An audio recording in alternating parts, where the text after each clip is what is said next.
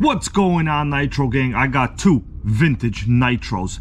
The one I'm looking over to my left is a Kyosho Inferno GT1. Let's make Nitro great again.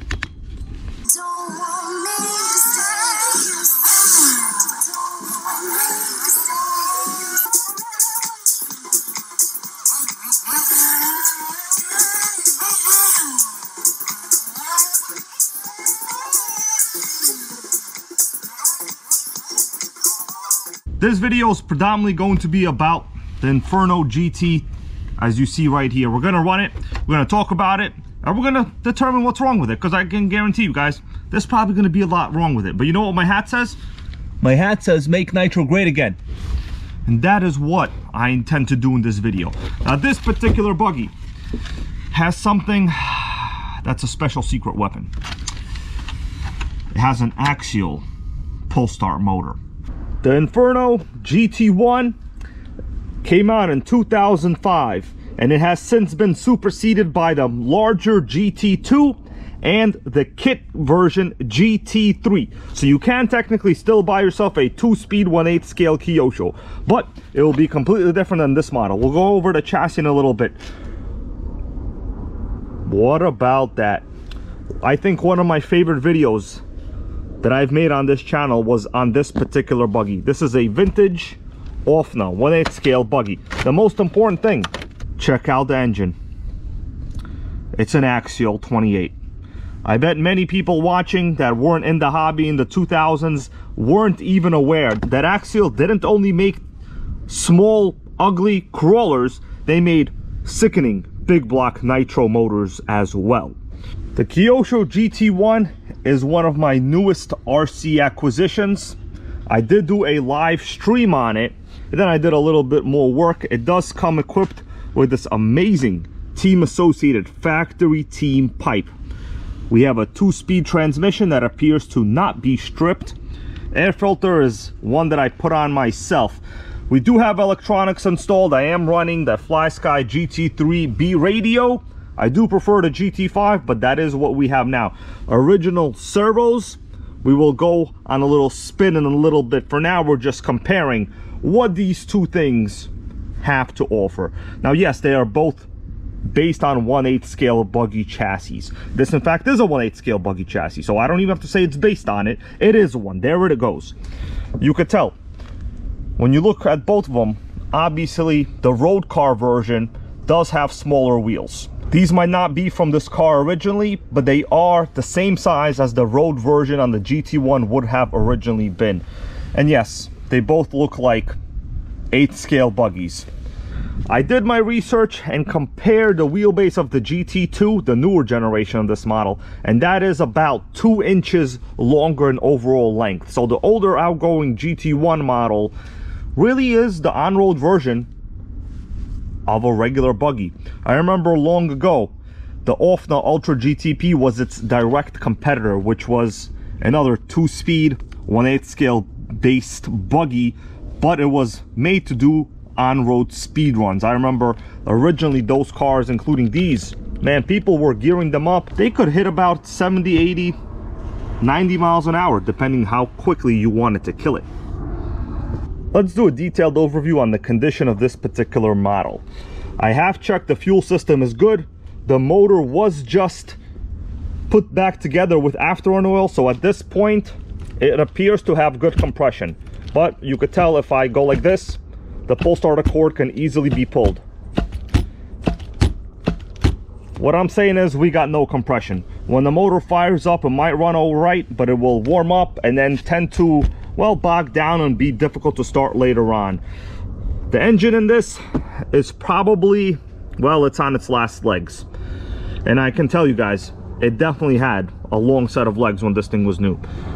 The rear body post is held in with zip ties. Obviously, it seems like these are not the original body posts. Whatever. Suspension-wise, it has fairly decent ride height. I gotta say, for a on-road built car, this thing has better ride height than the 1/7 scale all-road Armas. Those Armas have like close to no ride height. Not too bad. it's pretty usable. Unfortunately, we are missing the front bumper. Looks like it was destroyed. I don't know, maybe the guy sent it off to space along with the rear body post. Who knows? Now, one of the things that I am a little worried about, I could tell right there, the brake disc liner, the pad, has, well, it's dead. Hopefully the brakes still work. I do notice, guys, that this has one disc brake. Unlike regular traditional 8th scale buggies, they have adjustable front and rear brake bias. This particular model has just one brake. So the same as really any 10th scale car. Personally, I like having one brake lever. I'm not trying to go dominate world races right now. I just want to have reliable brakes on a 1/8 scale Nitro chassis. That's all I'm trying to do. Pretty convenient radio box setup here. Let's open it up.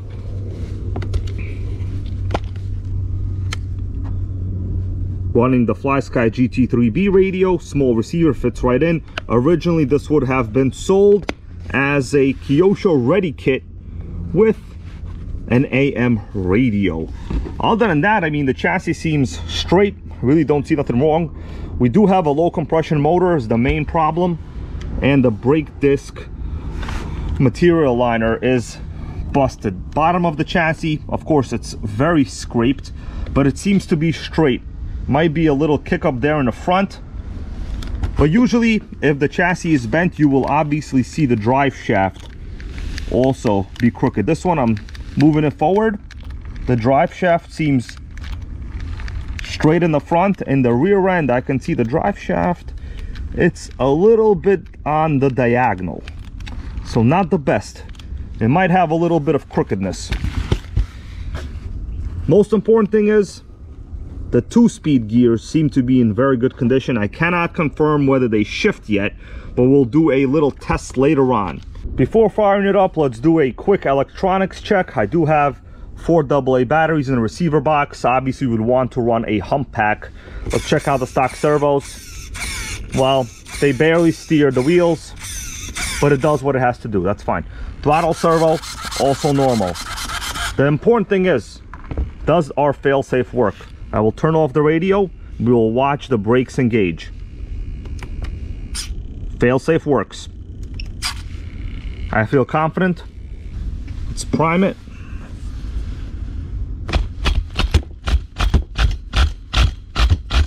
All right. I see fuel over there. There's bubbles. Let's pick nitro grade again.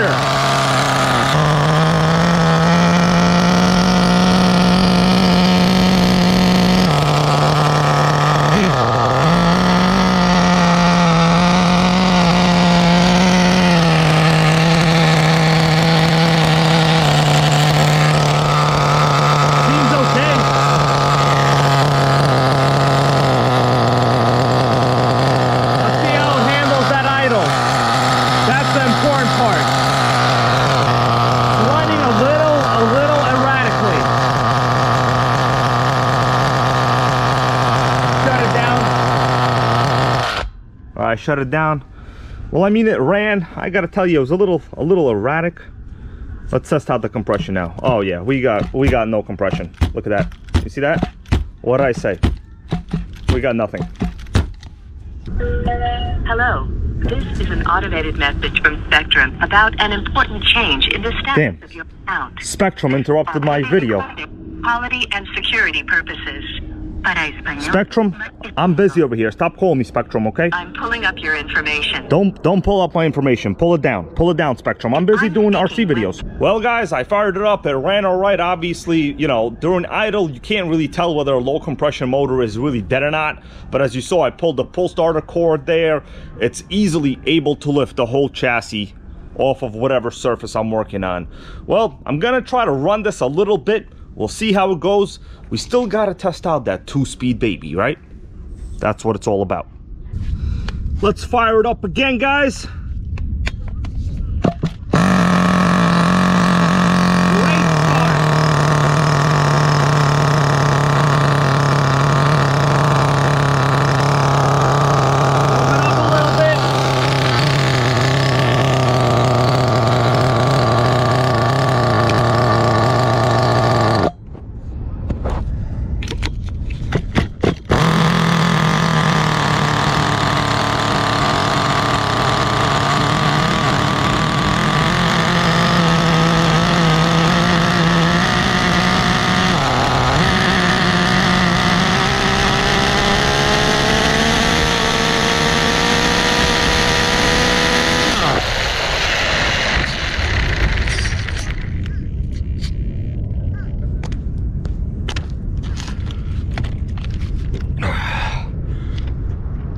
First short run, it just shuts down. Now, the idle seemed high when I first fired it up.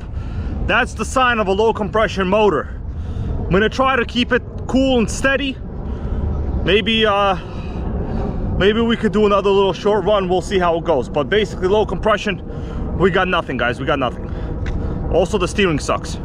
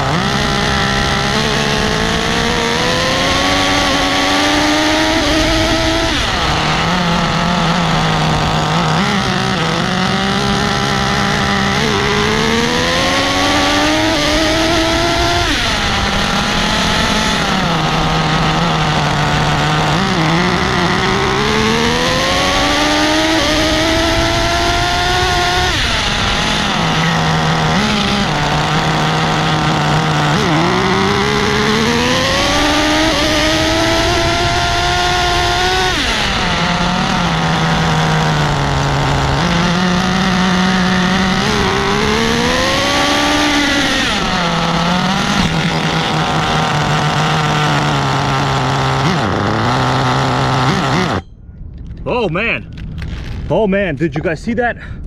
That was about to be a sickening runaway. Well, the 2-speed shifts, but I gotta tell you, I just literally hurt my foot. Something just happened with this throttle servo as I was running. Okay, it seems to be okay now. The throttle servo wasn't responding. I had to put my foot out in the front. Holy sickeningness going on. But oh, it just shut down as it hit my foot. This would have been pretty bad. This would have been pretty bad. I don't know. It seems to be okay. Now it seems to be working. Well, the 2-speed works. I don't know what else to tell you guys. I'm gonna have to go home, change the servo. It's got situations, but I gotta tell you something, guys. I wanted to yell 2-speed baby, but in this case, I hurt my foot, okay? But more on this Nitro chassis in the future. The compression is not very good. We might have to rebuild it, or I might have to send it out for a repinch. I like these AXIAL engines. I love them, in fact. And you know what? The 2-speed actually works on this chassis. I would say, since the 2-speed is hitting, this Nitro is worth repairing. I want to say thank you all so much for watching. I understand we didn't do a very long test, but I'm trying to do what I can to demonstrate what I can with the limited resources I have available to me. Special thanks to my channel members, the viewers, and the Patreon supporters out there. I'll be back. We are going to go for a top speed run as soon as their electronics are sorted, as the British like to say. By the way, special shout out to Texas Hill Country Custom Homes. Check his channel out, guys. He has a Kyosho GT1 like this, but his is basically perfect. See you later.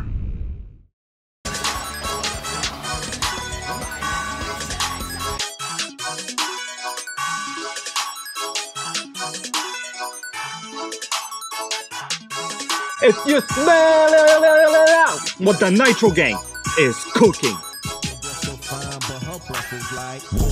She say she wanna dance, but she don't know how to.